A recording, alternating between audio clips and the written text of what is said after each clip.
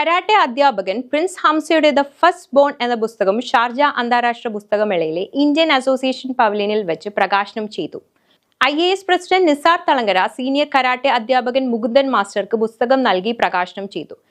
INCAS president Sunil Aziz, Basheer Vadakara, Sharjah Indian school principal Pramod Mahajan എന്നിവർ ചടങ്ങിൽ സന്നിഹിതരായിരുന്നു.